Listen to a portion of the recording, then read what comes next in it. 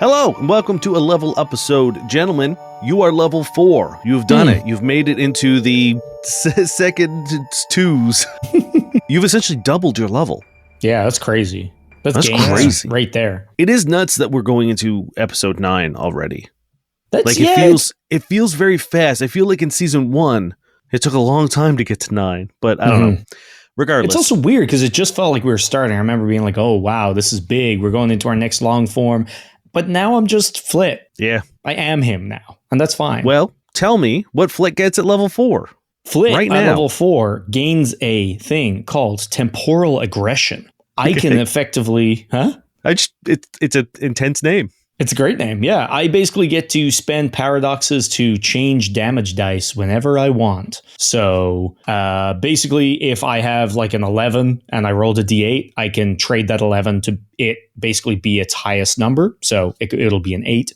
Or if I roll a d12 and I have an 11, it'll be an 11. So it's like the highest number it can possibly be, or whatever if it's over, or whatever the number is, right? Good way to burn your low paradoxes. If I roll a 1 and there's a 5, I make it a 5. So it's cool. It's handy. It can definitely be like used very effectively. Will I use it effectively? Who knows?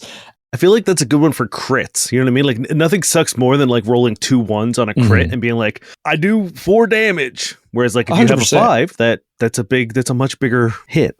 And also just knowing like that you like if you really like if shit's going down, we're fighting a boss, I really need to make sure like we get damage in there. I can kind of optimize that. And like the very first time I played the precog, I remember critting a spell and then subbing almost all the damage out to max it out. And it was like some of the most damage I've ever done in Starfinder. So it's one of those things. I like it. If it all comes together, it can work out really well, which is why I think is really cool about the precog class. Then again, I'm also going to be too nervous to spend all my shit because I spent them all and then we were in the Snake Temple getting bodied. So yeah. But on top of that, my archetype evolves. So I have now learned to jam. Let's Jam is my 4th level ability, which basically means I can now provide my personal soundtrack benefit to a friend if they're within 10 feet. Yeah. So now if I play my cool slow jams, Ryan will also have a +2 to diplomacy. Oh, and I get level 2 spells. Whoa, that's big. That's actually big. Level 2 spells in Starfinder are very exciting. I find that like usually in the Finder games, or most like spell games, it's usually like 2 is kind of like a throwaway sort of like utility level, and then like 3 is when you get like your a lot of your bread and butter like spells that you're going to be relying on, your fireballs and your invisibilities and your whatnot. 2 in Starfinder I find is very exciting and very. Really I remember when I was playing Dota, I was like level 2 spells, baby. I got some stupid bullshit. I'm not going to lie, guys. It was really hard to choose which spells. Yeah, I don't know if I did a good job. I don't know if I chose them right. I believe in you. Don't harsh on yourself right now. That's not what we're here for. You did a great job, Niall. You know what? I picked one for you. Oh, for me? I picked one for you. For this guy? Yeah. For this little Ant-Man? Yeah. No, you can't say that. Dissy's coming for us now. Oh, no, sorry. Oh, shit. Paul Rudd, what are you doing in my room? I wish. Hey, if that's all I got to do to get Paul Rudd in my room, then Ant-Man. Yeah, I'm Bloody Marrying the hell out of my bathroom later. I think that's it.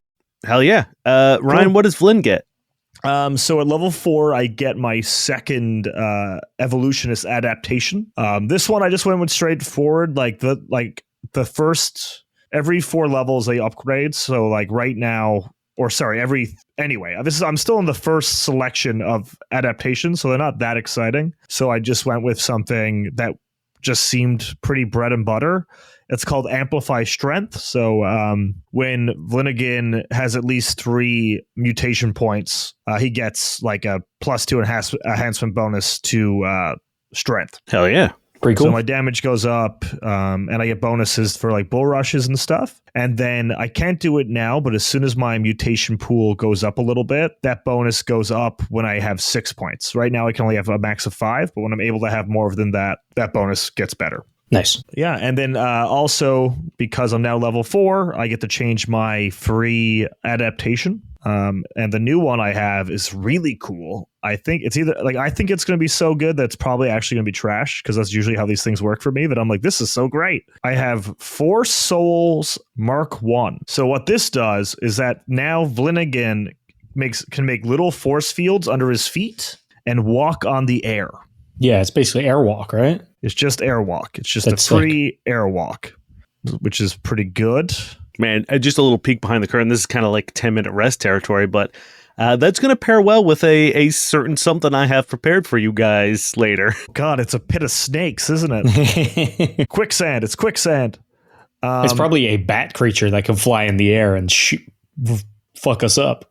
I think I clearly made the bat creature flightless. I don't know if that was clear when I created it. Yeah, but remember Dane said he was wearing a jetpack at the end of last episode? Oh, you're right. Sorry, I completely forgot. Yeah, the bazooka. Is that all Vlinigan gets? And my free archetype. So as we know, I Major League Coach. So now I have a trick play. So there are 4 options. So in any combat, once we've used my huddle up, I can use a trick play. The trick play I went with is Tri-Line. So as a reaction, when an ally of mine would be reduced to 0 hit points, I can spend 1 resolve to restore them to 1 hit point, and they don't even fall prone. There's a couple other cool ones that I like, but I feel like just because there's 2 of us, I felt like that was the most useful.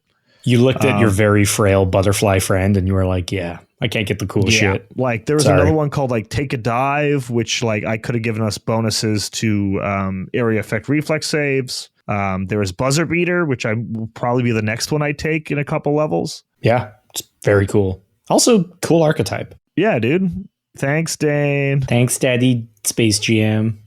All right, let's get into the next episode.